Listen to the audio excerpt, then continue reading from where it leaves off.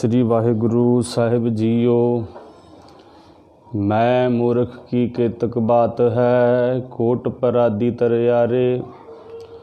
गुरु नानक जिन सुनिया पेखिया, सिफिर गरबास न परयारे। बेशुमार अथाह अगनत अतोलै, ज्यों बुलावो त्यों नानक दास बोलै। ज्यों बुलावो त्यों नानक दास बोलै। जुगो जुग अटल शब्द गुरु धन धन साहिब श्री गुरु ग्रंथ साहिब महाराज जी नूं हाज़र नाज़र जाणदियां होइआं जिन्नियां भी संगतां सर्व म्यूजिकल ग्रुप दे राहीं देश विदेश ਅਤੇ ਆਪਣੇ ਘਰਾਂ ਵਿੱਚ ਬੈਠ ਕਰਕੇ ਪਿਛਲੇਰੇ ਕਈ ਮਹੀਨਿਆਂ ਤੋਂ ਤੁਸੀਂ ਲਾਈਵ ਕੀਰਤਨ ਅਤੇ ਗੁਰਮਤਿ ਵਿਚਾਰ ਸਰਵਣ ਕਰ ਰਹੇ ਹੋ। ਦਾਸ ਸੁੱਚਾ ਸਿੰਘ ਅਰਨੋ ਕਥਾਵਾਚਕ ਦੀ ਜੋ ਸੇਵਾ ਪਿਛਲੇਰੇ ਕਈ ਸਾਲਾਂ ਤੋਂ ਦੇਸ਼ ਵਿਦੇਸ਼ ਵਿੱਚ ਨਿਭਾ ਰਹੇ ਸਾਂ ਔਰ ਸਾਡੇ ਵੀਰਾਂ ਵੱਲੋਂ ਜੋ ਹੁਕਮ ਹੋਇਆ ਉਸ ਹੁਕਮ ਨੂੰ ਮੰਨਦਿਆਂ ਹੋਇਆਂ ਤੁਹਾਡੇ ਰੂਬਰੂ ਹੋਣ ਜਾ ਰਿਹਾ ਹਾਂ। ਭਾਰਤ ਵਿੱਚ ਇੰਡੀਆ ਵਿੱਚ ਵਸ ਰਹੀਆਂ ਸਿੱਖ ਸੰਗਤਾਂ ਅਤੇ ਵਿਦੇਸ਼ਾਂ 'ਚ ਵਸ ਰਹੀਆਂ ਸਿੱਖ ਸੰਗਤਾਂ ਵੱਲੋਂ ਬੜਾ ਮਾਣ ਸਤਿਕਾਰ ਅਤੇ ਪਿਆਰ ਮਿਲਦਾ ਹੈ। ਹਮੇਸ਼ਾ ਦੀ ਤਰ੍ਹਾਂ ਅੱਜ ਜਿਹੜੀ ਹੈ ਵਿਚਾਰ ਆਪਾਂ ਇੱਕ ਮੁੱਦੇ ਦੀ ਕਰਾਂਗੇ। ਟੌਪਿਕ ਜਿਹੜਾ ਹੈ ਉਹ ਗੁਰਮਤਿ ਦੇ ਦਾਇਰੇ ਵਿੱਚ ਰਹਿ ਕੇ ਹੀ ਹੋਏਗਾ। ਵਿਚਾਰ ਗੁਰਮਤਿ ਦੇ ਦਾਇਰੇ ਵਿੱਚ ਹੀ ਰਹਿ ਕੇ ਹੁੰਦੀ ਹੈ, ਲੇਕਿਨ ਜ਼ਰੂਰੀ ਹੈ ਕਿ ਜਿੱਥੇ ਪ੍ਰਚਾਰਕ ਗੁਰਮਤਿ ਦੀ ਵਿਚਾਰ ਕਰਦੇ ਹਨ ਉੱਥੇ ਅਜੋਕੇ ਸਮੇਂ ਦੇ ਹਾਲਾਤਾਂ ਨੂੰ ਵੀ ਵਿਚਾਰਨ ਦੀ ਲੋੜ ਹੈ। ਪਿਛੇ 2 ਹਫ਼ਤੇ ਪਹਿਲਾਂ ਵੀ ਮੈਨੂੰ ਸਮਾਂ ਮਿਲਿਆ ਸੀਗਾ ਆਪ ਜੀ ਨਾਲ ਵਿਚਾਰ ਸਾਂਝੀ ਕਰਨ ਦਾ। ਸਮਾਂ ਮੇਰਾ 30 ਮਿੰਟ ਦਾ ਹੈ ਔਰ ਮੈਂ ਵਿਚਾਰ ਕੀਤੀ ਸੀ ਕਿ ਜੇ ਕਿਸੇ ਕੌਮ ਨੂੰ ਖਤਮ ਕਰਨਾ ਹੋਵੇ ਉਸ ਦਾ ਸਾਹਿਤ, ਉਸ ਦੇ ਕਵੀ, ਉਸ ਦੇ ਰਾਈਟਰ ਖਤਮ ਕਰ ਦਿਓ। ਇਹ ਗੱਲ ਬਿਲਕੁਲ ਸੱਚ ਸਾਹਮਣੇ ਆ ਰਹੀ ਹੈ। 2002 ਤੋਂ ਲੈ ਕੇ 2008 ਦੇ ਵਿੱਚ ਕਈ ਕਿਤਾਬਾਂ ਛਪੀਆਂ ਸਨ ਰਾਈਟਰਾਂ ਵੱਲੋਂ ਕਿ ਸਿੱਖ ਕੌਮ ਨੂੰ ਖਤਰਾ ਹੈ, ਲੇਕਿਨ ਸਵਾਲ ਇਹ ਉਠਾਏ ਗਏ ਕਿ ਸਾਨੂੰ ਖਤਰਾ ਕਿਹਨਾਂ ਕੋਲੋਂ ਹੈ, ਖਤਰੇ ਦਾ ਕਾਰਨ ਕੀ ਹੈ। ਔਰ ਬਿਲਕੁਲ ਜੋ ਉਸ ਸਮੇਂ ਲਿਖਿਆ ਗਿਆ ਸੀ ਅੱਜ ਇਹ ਬਿਲਕੁਲ ਸੱਚ ਹੋ ਰਿਹਾ ਹੈ। ਸਾਡੇ ਧਾਰਮਿਕ ਰਾਈਟਰਾਂ ਨੂੰ ਖਰੀਦ ਲਿਆ ਗਿਆ, ਉਹਨਾਂ 'ਤੇ ਰੋਕ ਲਾ ਦਿੱਤੀ ਗਈ। ਸਾਡੇ ਸਾਹਿਤਕਾਰ ਜਿਹੜੇ ਸਨ ਗੁਰਮਤਿ ਦੀ ਗੱਲ ਕਰਨ ਵਾਲੇ ਉਹਨਾਂ ਨੂੰ ਰੋਕ ਦਿੱਤਾ ਗਿਆ ਅਤੇ ਹੋਰ ਅਨੇਕਾਂ ਐਸੇ ਲੋਕ ਸਨ ਜਿਨ੍ਹਾਂ ਨੂੰ ਪੰਥ ਵਿੱਚੋਂ ਛੇਕ ਕਰਕੇ ਔਰ ਆਪਣੇ ਮਕਸਦ ਜਿਹੜੇ ਹਨ ਲੋਕਾਂ ਨੇ ਸਿੱਧ ਕੀਤੇ। ਸ਼ੇਰੇ ਪੰਜਾਬ ਮਹਾਰਾਜਾ ਰਣਜੀਤ ਸਿੰਘ ਦੀ ਵਿਚਾਰ ਤੁਹਾਡੇ ਨਾਲ ਪਿਛਲੇਰੇ ਸਮੇਂ ਸਾਂਝੀ ਕੀਤੀ ਸੀ ਔਰ ਮੈਂ ਤੁਹਾਨੂੰ ਇਹ ਵੀ ਬੇਨਤੀ ਕੀਤੀ ਸੀ ਕਿ ਮੈਂ ਇੱਕ ਤੁਹਾਨੂੰ ਕਿਤਾਬ ਦਿਖਾਵਾਂਗਾ ਜਿਸ ਦੇ ਉੱਪਰ ਬਕਾਇਦਾ ਪਾਬੰਦੀ ਲੱਗ ਚੁੱਕੀ ਹੈ। ਮੇਰੇ ਹੱਥ ਵਿੱਚ ਇਹ ਕਿਤਾਬ ਹੈ ਔਰ ਜਿਸ ਦਾ ਟਾਈਟਲ ਹੈ ਇਤਿਹਾਸ 'ਚ ਸਿੱਖ। 2002 ਦੇ ਵਿੱਚ ਇਹ ਕਿਤਾਬ ਦਾ ਲਾਸਟ ਐਡੀਸ਼ਨ ਛਪਿਆ ਹੈ। ਉਸ ਤੋਂ ਬਾਅਦ ਇਸ ਜਿਹੜੀ ਬੁੱਕਸ ਹੈ ਇਹ ਕਿਤਾਬ 'ਤੇ ਪਾਬੰਦੀ ਲਗਾ ਦਿੱਤੀ ਗਈ। ਪਾਬੰਦੀ ਕਿਉਂ ਲਾਈ ਗਈ? ਕਿਉਂਕਿ ਇਸ ਰਾਈਟਰ ਨੇ ਕੌਮ ਦੇ ਸਾਹਮਣੇ ਸੱਚ ਰੱਖਿਆ ਹੈ। ਇਸ ਰਾਈਟਰ ਨੇ ਗੁਰੂ ਕਾਲ ਤੋਂ ਲੈ ਕਰਕੇ ਅਜੋਕੇ ਸਮੇਂ ਦੇ ਜੋ ਪ੍ਰੈਜ਼ੈਂਟ ਹਾਲਾਤ ਚੱਲਦੇ ਰਹੇ 2000 ਤੱਕ, ਉਹ ਚਾਹੇ ਪੋਲੀਟੀਸ਼ੀਅਨ ਰਹੇ, ਚਾਹੇ ਧਾਰਮਿਕ ਮੁੱਦੇ ਰਹੇ ਜਾਂ ਸਮਾਜਿਕ ਮੁੱਦੇ ਰਹੇ, ਉਹ ਇਸ ਦੇ ਵਿੱਚ ਰੱਖੇ ਗਏ।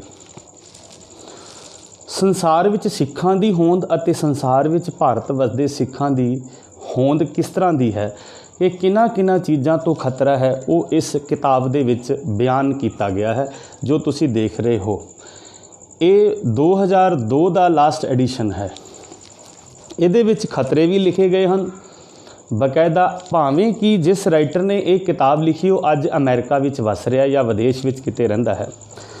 ਜਿਵੇਂ ਕਿ ਮੈਂ ਤੁਹਾਡੇ ਸਾਹਮਣੇ ਇੱਕ ਰਾਈਟਰ ਦੀ ਹੋਰ ਗੱਲ ਕਰਾਂ, ਉਸ ਦਾ ਨਾਮ ਹੈ ਕਾਲਾ ਅਫਗਾਨਾ, ਜਿਸ ਨੇ ਵਿਪਰਨ ਕੀ ਰੀਤ ਤੋਂ ਸੱਚ ਦਾ ਮਾਰਗ 10 ਭਾਗ ਲਿਖੇ ਸਨ ਔਰ ਆਪਣੇ ਹੀ ਪੰਥ ਵੱਲੋਂ ਉਸ 'ਤੇ ਪਾਬੰਦੀਆਂ ਲਾ ਕੇ ਇੰਡੀਅਨ ਗੌਰਮੈਂਟ ਨੇ ਉਸ ਨੂੰ ਬੈਨ ਕਰ ਦਿੱਤਾ ਸੀ। ਉਹ ਇੰਡੀਆ ਨਹੀਂ ਆ ਸਕਦਾ ਸੀ। ਹੋਰ ਵੀ ਬੜੀਆਂ ਐਸੀਆਂ ਸਾਰੀਆਂ ਘਟਨਾਵਾਂ ਸਮਾਜ ਵਿੱਚ ਸਾਹਮਣੇ ਆਈਆਂ ਜਿਨ੍ਹਾਂ ਨੂੰ ਖਰੀਦਿਆ ਗਿਆ। ਮੈਨੂੰ ਖੁਦ ਆਫਰ ਆ ਚੁੱਕੇ ਹਨ ਸੰਸਥਾਵਾਂ ਦੇ, ਹੁਣ ਵੀ ਆ ਰਹੇ ਹਨ, ਲੇਕਿਨ ਅਸੀਂ ਵਿਕਾਊ ਨਹੀਂ ਹਾਂ।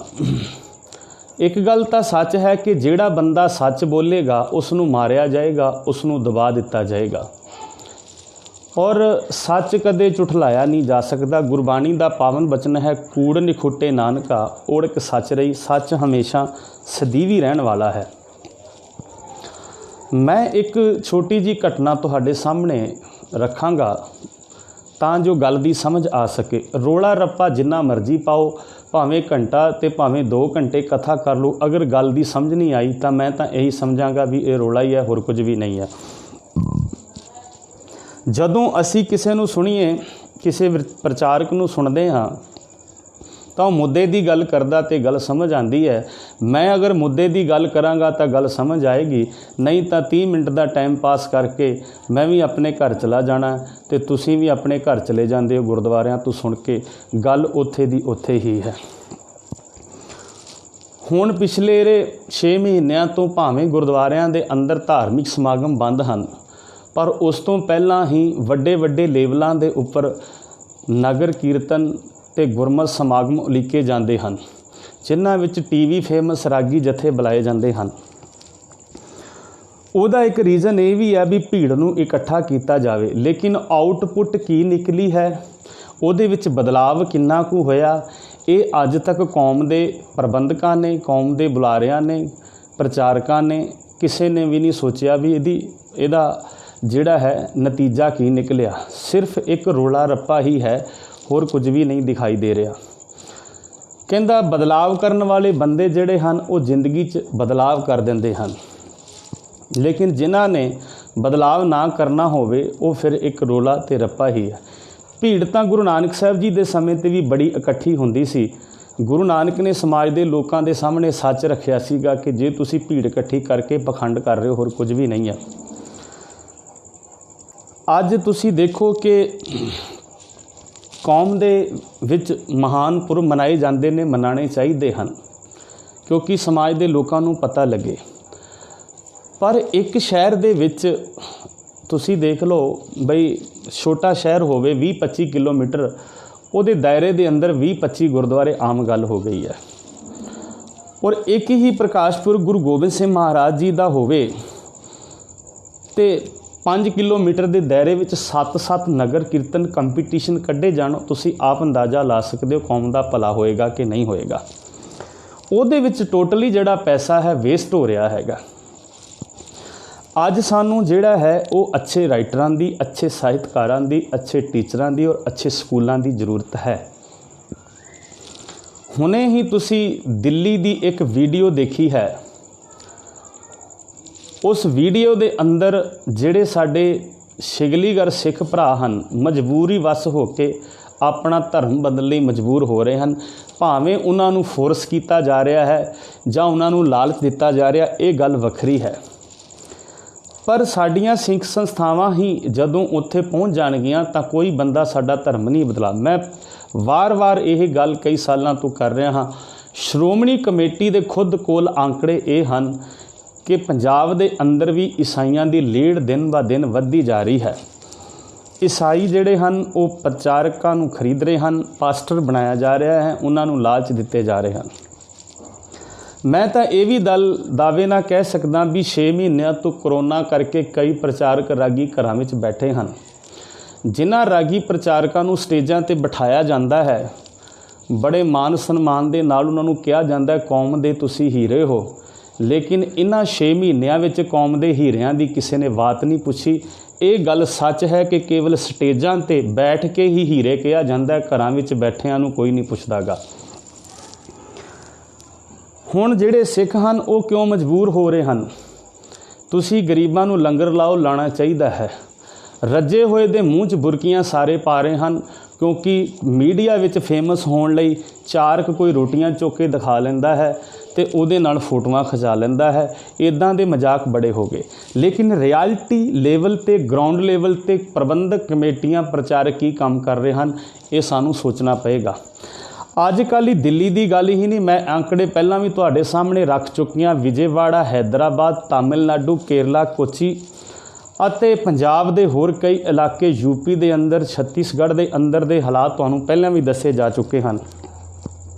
उन्हां विच तां बकायदा ईसाई धर्म नूं एक्सैप्ट कर लिया उन्हां लोकां ने, लेकिन तुसीं हटा दिता उन्हां नूं। जदों माइनॉरिटी की गल करिए तो माइनॉरिटी विचों शिकलीगर सिखां नूं भी कट दिता गया, होर बहुत सारे सिखां नूं हटा दिता गया। अगर इंडिया दे विच वसन वाले सिखां की आबादी की गल की जाए तो 7 करोड़ तो उपर बनी जाती है, जिन्हों मीडिया सिर्फ 2.5 दस के गल नूं मुद्दे ते खत्म कर दिंदा है। बेनती कर रहा सी, कौम नूं खत्म करना होवे उहदा साहित्य, उसदे राइटर ते उसदे प्रचारक ते कवि खरीद ले जाण। मैं पहला भी गल कर चुकिया वां साध संगत कि राइटरां दी कीमत कदर ना पैण करके वो गंदे गाने गाण लई ਅਤੇ लिखण ਲਈ मजबूर होए। अज उन्हां नूं भी तुसीं ਲੱਖਾਂ रुपए दिते, लेकिन प्रचारकां दे हालात किदां दे हन, उन्हां दी मदद जिहड़ी है वो सानूं करनी चाहीदी है। खैर कई लोग ये कहंदे तुसीं वार-वार हर कथा दी वीडियो च प्रचारकां दी मदद की गल कर रहे हो। जे असीं नहीं करांगे तो साध संगत कोई बाहरों नहीं आएगा, ईसाई करन लई आ जाणगे, फिर तुसीं मारन लई आ जाना है कि सिखां दी मदद क्यों करन वास्ते आ रहे हैं। हर बंदे की जरूरत है रोटी, कपड़ा ते मकान। पंजाबी का मुहावरा है, कहता जेदे घर दाने ते उहदे कमले भी सियाणे। जिन्हों खाण नूं रोटी मिल रही है, सब कुछ मिल रहा, उहदे कमले भी सियाणे बन जाते हैं। जिन्होंने रोटी दे रहे ने, दवाइयां दे रहे ने, उन्होंने कारोबार दे रहे हैं, सिख तां अपने आप मूव हो जाने। कली सिखां की गल ही नहीं, होर भी बड़े धर्मां दे लोग जिहड़े ने बदलाव हो रहे। खैर सानूं इन्हां मुद्दिआं ते सोचना चाहिए, विचार करनी चाहिए है।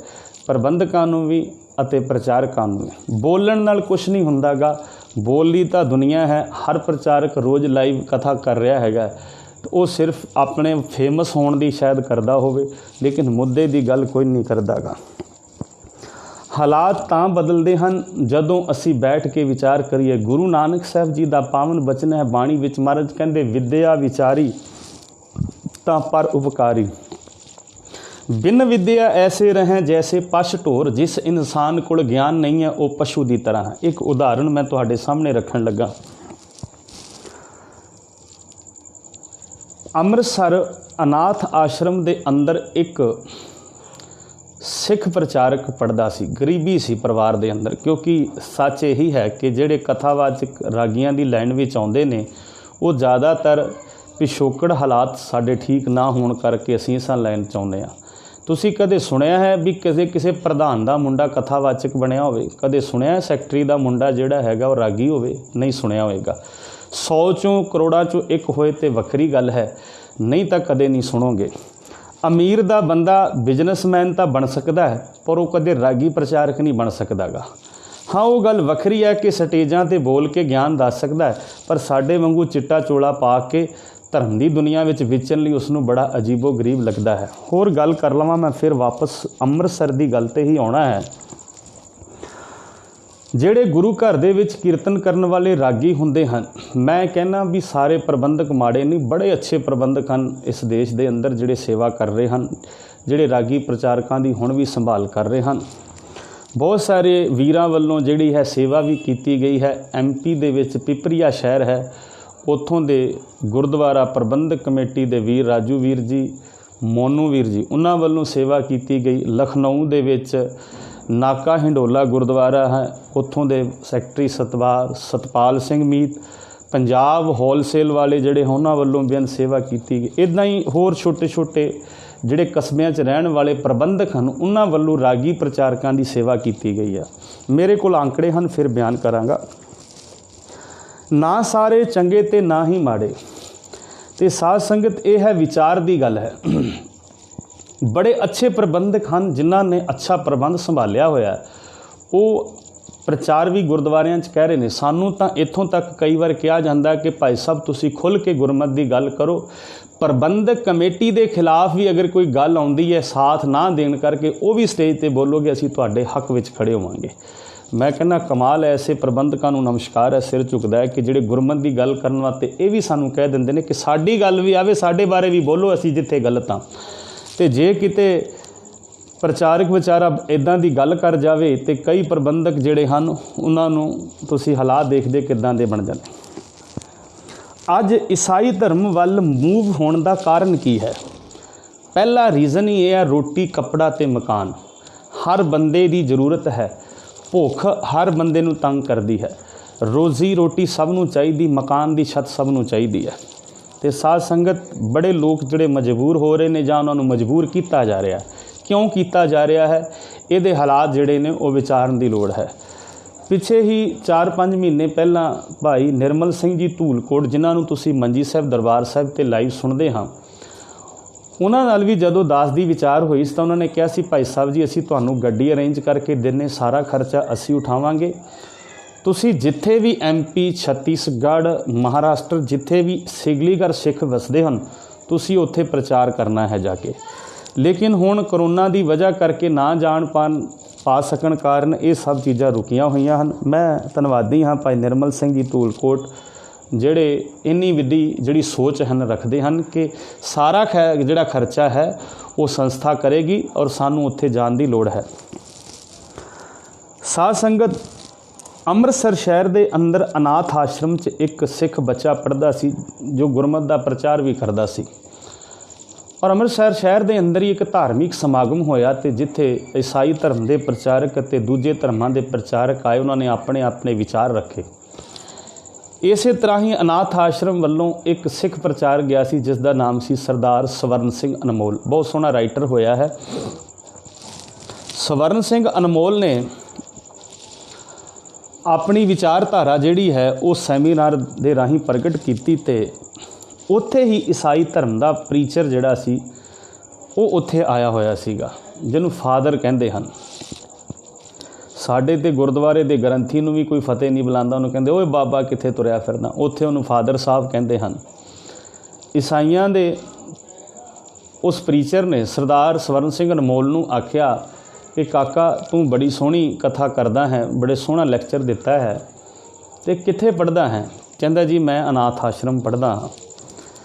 ਉਹ ਕਹਿੰਦਾ ਜੇ ਤੈਨੂੰ ਵਲੈਤ, ਪਹਿਲਾਂ ਵਿਦੇਸ਼ ਦੀ ਧਰਤੀ ਨੂੰ ਸਾਡੇ ਪੰਜਾਬੀ ਲੋਕ ਵਲੈਤ ਕਹਿੰਦੇ ਸਨ, ਵੀ ਵਲੈਤ ਮਤਲਬ ਬਾਹਰਲਾ ਮੁਲਕ, ਵੀ ਜੇ ਤੈਨੂੰ ਵਲੈਤ ਭੇਜ ਦਈਏ, ਤੈਨੂੰ ਪੜ੍ਹਨ ਲਈ ਭੇਜ ਦਈਏ ਤੇ ਤੂੰ ਜਾਣਾ ਚਾਹੇਗਾ? ਉਹ ਕਹਿੰਦਾ ਜੀ ਬਿਲਕੁਲ, ਅਗਰ ਮੇਰੇ ਵਰਗੇ ਗਰੀਬ ਬੱਚੇ ਨੂੰ ਪੜ੍ਹਨਾ ਬਾਹਰ ਮਿਲ ਜਾਵੇ ਤਾਂ ਹੋਰ ਕੀ ਚਾਹੀਦਾ।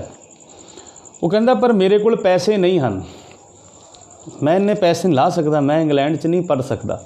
ਉਹ ਕਹਿੰਦੇ ਪੈਸੇ ਅਸੀਂ ਸਾਰੇ ਖਰਚਾਂਗੇ, ਲੇਕਿਨ ਤੂੰ ਪੜ੍ਹਨ ਲਈ ਜਾਣਾ। ਉਹ ਕਹਿੰਦਾ ਮੈਨੂੰ ਕਰਨਾ ਕੀ ਹੋਏਗਾ, ਮੈਨੂੰ ਆਖਰ ਦੱਸੋ ਤੇ ਸਹੀ ਵੀ ਤੁਸੀਂ ਮੇਰੇ 'ਤੇ ਪੈਸਾ ਕਿਉਂ ਖਰਚ ਰਹੇ ਹੋ ਇੰਨਾ ਵੱਡਾ। ਡਾਕਟਰ ਹਰਜਿੰਦਰ ਸਿੰਘ ਦਲਗੀਰ, ਉਹਨਾਂ ਨੇ ਸਿੱਖ ਇਤਿਹਾਸ ਨਵੇਕਲਾ ਜੋ ਚੱਲ ਰਿਹਾ ਹੈ ਉਸੇ ਇਤਿਹਾਸ ਨੂੰ, ਜੋ ਰਤਨ ਸਿੰਘ ਭੰਗੂ ਦਾ ਲਿਖਿਆ ਹੋਇਆ ਹੈ, ਜਾਂ ਸੂਰਜ ਪ੍ਰਕਾਸ਼ ਹੋ ਗਿਆ, ਜਾਂ ਪੰਥ ਪ੍ਰਕਾਸ਼ ਗਿਆਨੀ ਗਿਆਨ ਸਿੰਘ ਜੀ, ਉਹਨਾਂ ਦੇ ਵਿੱਚੋਂ ਡਾਕਟਰ ਹਰਜਿੰਦਰ ਸਿੰਘ ਦਲਗੀਰ ਨੇ ਜੋ ਲੇਟੈਸਟ ਇਤਿਹਾਸ ਲਿਖਿਆ ਹੈ ਉਹਦੇ ਵਿੱਚ ਬਕਾਇਦਾ ਜ਼ਿਕਰ ਕੀਤਾ ਹੈ ਕਿ ਜਦੋਂ ਪੰਜਾਬ ਦੇ ਅੰਦਰ ਸਭ ਤੋਂ ਪਹਿਲਾਂ ਈਸਾਈ ਪ੍ਰਚਾਰ ਹੋਇਆ, ਜਦੋਂ ਸਿੰਘ ਸਭਾ ਲਹਿਰ ਬਣਦੀ ਹੈ, ਅੱਗੇ ਜਾ ਕੇ ਵੀ ਗੱਲ ਆਏਗੀ, ਉਹ ਜਿਹੜਾ ਈਸਾਈ ਧਰਮ ਦਾ ਪ੍ਰਚਾਰ ਕਰਨ ਵਾਲੇ ਪ੍ਰੀਚਰ ਸਨ ਉਹ ਵੀ ਪੰਜਾਬੀ ਸਨ, ਉਹ ਵੀ ਸਿੱਖ ਸਨ। ਔਰ ਉਹਨਾਂ ਨੂੰ ਕਲਕੱਤੇ 'ਚ ਬਕਾਇਦਾ ਟ੍ਰੇਨਿੰਗ ਦਿੱਤੀ ਗਈ 6 ਮਹੀਨਿਆਂ ਦੀ ਪੰਜਾਬੀਆਂ ਨੂੰ ਕਿ ਤੁਸੀਂ ਪੰਜਾਬੀ 'ਚ ਗੱਲ ਕਰਨੀ ਹੈ। ਪਲੱਸ ਹੁਣ ਵੀ ਇਹੀ ਕੁਝ ਹੋ ਰਿਹਾ। ਸਾਧ ਸੰਗਤ, ਜਦੋਂ ਸਰਦਾਰ ਸਵਰਨ ਸਿੰਘ ਅਨਮੋਲ ਨੂੰ ਇਹ ਗੱਲ ਆਖੀ ਵੀ ਤੁਸੀਂ ਪੜ੍ਹੋ, ਕਹਿੰਦਾ ਮੇਰੇ ਕੋਲ ਪੈਸੇ ਨਹੀਂ ਹੈ। ਉਹ ਕਹਿੰਦੇ ਅਸੀਂ ਤੁਹਾਡਾ ਖਰਚਾ ਚੁੱਕਾਂਗੇ। ਕਹਿੰਦਾ ਕਰਨਾ ਕੀ ਹੋਏਗਾ? ਕਹਿੰਦਾ ਕਰਨਾ ਕੁਛ ਨਹੀਂ, ਤੁਸੀਂ ਇੱਕ ਹੀ ਗੱਲ ਕਰਨੀ ਵੀ ਜਿਸ ਵੀ ਗੁਰਦੁਆਰੇ 'ਚ ਆਪਣਾ ਧਰਮ ਦਾ ਲੈਕਚਰ ਦੇਣ ਜਾਓਗੇ ਉੱਥੇ ਇਹ ਗੱਲ ਆਖਣੀ ਹੈ ਵੀ ਈਸਾਈ ਧਰਮ ਬਹੁਤ ਚੰਗਾ ਹੈ, ਇਹ 'ਚ ਕੋਈ ਸ਼ੱਕ ਵਾਲੀ ਗੱਲ ਵੀ ਨਹੀਂ ਹੈ। ਕਿਉਂ? Nowadays Christianity is the largest religion in the world. ਦੁਨੀਆ ਵਿੱਚ ਅਗਰ ਕੋਈ ਧਰਮ ਸਕਸੈਸ ਹੋ ਰਿਹਾ ਹੈ ਬਹੁਤ ਤੇਜ਼ੀ ਨਾਲ, ਉਹ ਈਸਾਈ ਹੋ ਰਿਹਾ। ਕਿਉਂ ਹੋ ਰਿਹਾ? They will provide to the help, ਉਹ ਹਰ ਬੰਦੇ ਦੀ ਹੈਲਪ ਕਰਦੇ ਹਨ, ਹਰ ਬੰਦੇ ਦੀ ਮਦਦ ਕਰਦੇ ਹਨ ਔਰ ਹਰ ਬੰਦੇ ਨੂੰ ਰੋਜੀ ਦੇ ਰਹੇ ਨੇ, ਉਹਨੂੰ ਰੋਟੀ ਵੀ ਦੇ ਰਹੇ ਹਨ। ਮੈਨੂੰ ਛੱਤੀਸਗੜ੍ਹ ਇੱਕ ਸੈਮੀਨਾਰ 'ਤੇ ਜਾਣ ਦਾ ਮੌਕਾ ਮਿਲਿਆ ਸੀ। ਉੱਥੇ ਈਸਾਈ ਧਰਮ ਨੇ, ਤੁਸੀਂ ਕਦੇ ਸੁਣਿਆ ਈਸਾਈਆਂ ਨੇ ਲੰਗਰ ਲਾਏ ਨੇ? ਕਦੇ ਰੋਡਾਂ 'ਤੇ ਛਬੀਲ ਲਾਈ ਹੈ? ਕਦੇ ਤੁਸੀਂ ਸੁਣਿਆ ਵੀ ਈਸਾਈਆਂ ਦਾ ਨਿਊਜ਼ ਪੇਪਰ 'ਚ ਆ ਰਿਹਾ? ਕਿਉਂਕਿ ਬਾਈਬਲ ਵਿੱਚ ਲਿਖਿਆ ਹੋਇਆ ਹੈ ਅਗਰ ਰਾਈਟ ਹੈਂਡ ਨਾਲ ਦਾਨ ਕੀਤਾ ਤਾਂ ਲੈਫਟ ਨੂੰ ਪਤਾ ਨਹੀਂ ਲੱਗਣਾ ਚਾਹੀਦਾ। ਔਰ ਉਹ ਕਿਹਨਾਂ ਨੂੰ ਜਾ ਕੇ ਦਾਨ ਦਿੰਦੇ ਨੇ?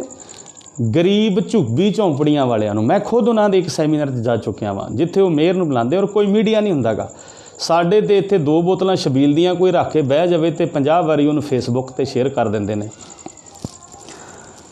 ਸਾਧ ਸੰਗਤ ਉਹ ਕਹਿੰਦੇ ਵੀ ਤੁਸੀਂ ਸਿਰਫ ਇੰਨੀ ਗੱਲ ਕਹਿਣੀ ਹੈ ਕਿ ਈਸਾਈ ਧਰਮ ਬਹੁਤ ਚੰਗਾ। ਉਹ ਕਹਿੰਦੇ ਕੋਈ ਗੱਲ ਨਹੀਂ।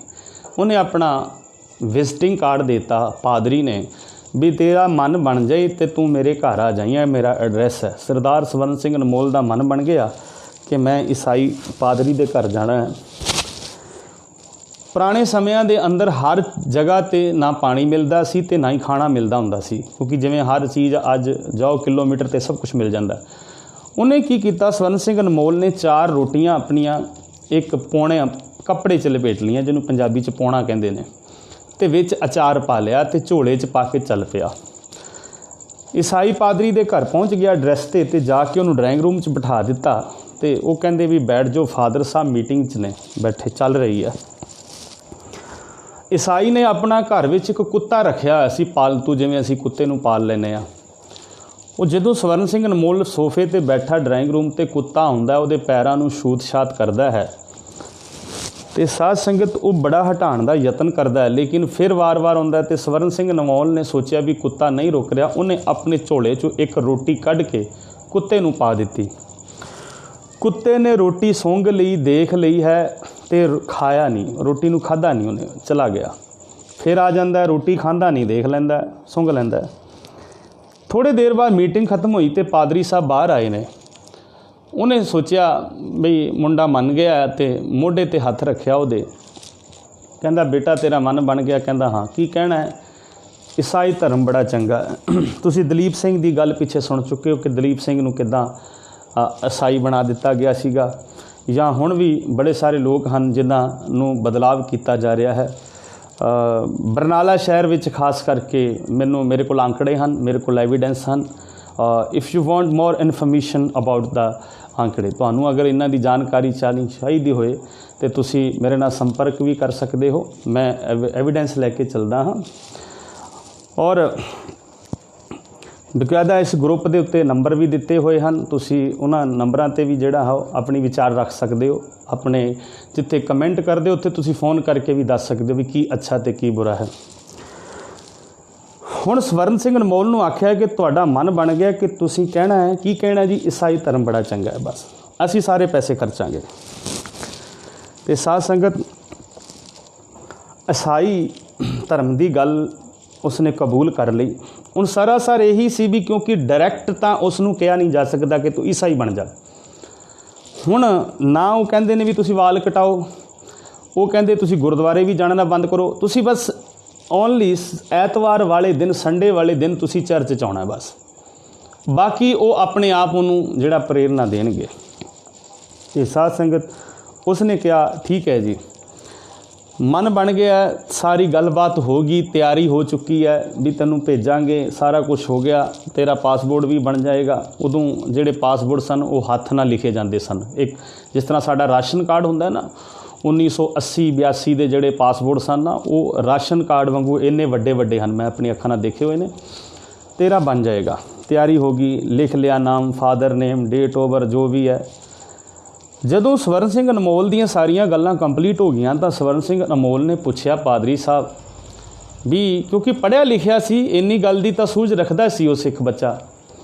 ਉਹਨੇ ਪੁੱਛਿਆ ਮਹਾਰਾਜ ਵੀ ਤੁਹਾਡੇ ਘਰ ਕੁੱਤਾ ਪਾਲਤੂ ਹੈ, ਮੈਂ ਇਹਨੂੰ ਰੋਟੀ ਪਾਈ ਹੈ, ਇਹਨੇ ਰੋਟੀ ਸੁੰਘ ਲਈ, ਦੇਖ ਲਈ ਹੈ, ਖਾਧੀ ਨਹੀਂ ਹੈ, ਇਹਦਾ ਕਾਰਨ ਕੀ ਹੈ? ਔਰ ਤੁਸੀਂ ਜੋ ਪਾ ਰਹੇ ਹੋ ਆਪਣੇ ਹੱਥ ਨਾਲ ਉਹ ਖਾ ਰਿਹਾ, ਜੋ ਮੈਂ ਪਾਇਆ ਉਹ ਨਹੀਂ ਖਾਧਾ ਇਹਨੇ।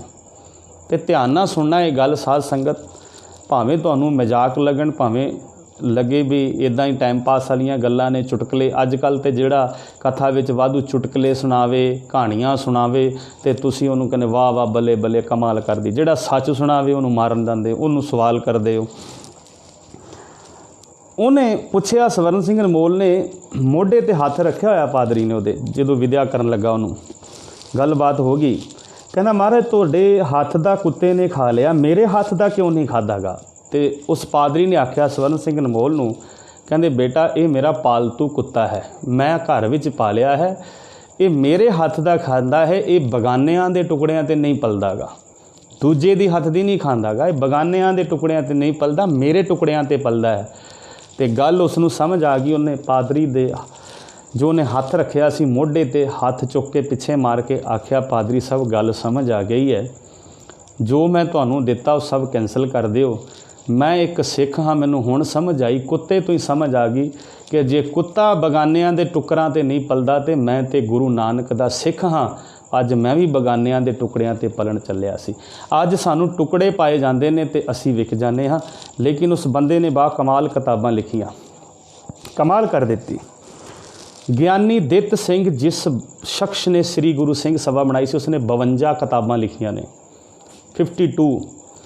ਔਰ ਮੇਰਾ ਖਿਆਲ ਹੈ ਵੀ 90% ਮੈਂ ਤੁਹਾਨੂੰ ਗਰੰਟੀ ਦੇਣਾ, ਗੁਰਦੁਆਰੇ ਦੇ ਪ੍ਰਬੰਧਕ ਜਿਨ੍ਹਾਂ ਨੇ, ਸ੍ਰੀ ਗੁਰੂ ਸਿੰਘ ਸਭਾਵਾਂ ਦੇ ਪ੍ਰਧਾਨ ਨੇ, ਸੈਕਟਰੀ ਨੇ, ਜਾਂ ਉੱਥੇ ਦੇ ਪ੍ਰਬੰਧਕ ਸੇਵਾ ਕਰਨ ਵਾਲੇ ਹਨ, ਸਾਧ ਸੰਗਤ, ਉਹਨਾਂ ਨੂੰ ਵੀ ਇਹ ਨਹੀਂ ਪਤਾ ਕਿ ਸ੍ਰੀ ਗੁਰੂ ਸਿੰਘ ਸਭਾ ਬਣਾਉਣ ਦਾ ਮਕਸਦ ਕੀ ਸੀ। ਸ੍ਰੀ ਗੁਰੂ ਸਿੰਘ ਸਭਾ ਬਣਾਉਣ ਦਾ ਮਕਸਦ ਇਹੀ ਸੀ, ਐਜੂਕੇਸ਼ਨ, ਵਿੱਦਿਆ ਵਿਚਾਰੀ। ਮੈਂ ਇੱਥੋਂ ਗੱਲ ਸ਼ੁਰੂ ਕੀਤੀ ਸੀ, ਵਿੱਦਿਆ ਵਿਚਾਰੀ ਤਾਂ ਪਰ ਉਪਕਾਰੀ। ਸ੍ਰੀ ਗੁਰੂ ਸਿੰਘ ਸਭਾ ਦਾ ਮਿਸ਼ਨ ਇਹ ਸੀਗਾ ਕਿ ਸਭ ਤੋਂ ਪਹਿਲਾਂ ਸ੍ਰੀ ਗੁਰੂ ਸਿੰਘ ਸਭਾ ਨੇ ਗੁਰੂ ਨਾਨਕ ਮਿਸ਼ਨ ਸਕੂਲ ਅੰਮ੍ਰਿਤਸਰ ਸਾਹਿਬ 'ਚ ਬਣਾਇਆ ਸੀਗਾ।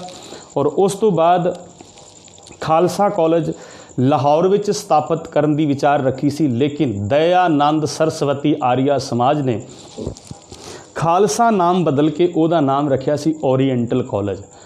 ਔਰ ਇਹ ਸ੍ਰੀ ਗੁਰੂ ਸਿੰਘ ਸਭਾ ਜਿਹੜੀ ਸੀ, ਉਹਦਾ ਮਕਸਦ ਸੀਗਾ ਵਿੱਦਿਆ ਵਿਚਾਰੀ ਤਾਂ ਪਰ ਉਪਕਾਰੀ। ਗਿਆਨ ਦੇ ਨਾਲ ਜਦੋਂ ਕੌਮ ਨੂੰ ਗਿਆਨ ਹੋਏਗਾ, ਕੌਮ ਦੇ ਬੱਚਿਆਂ ਨੂੰ ਗਿਆਨ ਹੋਏਗਾ, ਤਾਂ ਦੂਸਰੇ ਧਰਮਾਂ ਵੱਲ ਮੂਵ ਨਹੀਂ ਹੋਣਗੇ। ਅੱਜ ਸਾਨੂੰ ਲੋੜ ਹੈ, ਮੈਂ ਪਹਿਲਾਂ ਵੀ ਦਿਖਾ ਚੁੱਕਾ, ਬੜੀਆਂ ਸਾਰੀਆਂ ਕਿਤਾਬਾਂ 'ਤੇ ਬੈਨ ਲੱਗਿਆ ਹੋਇਆ ਹੈ।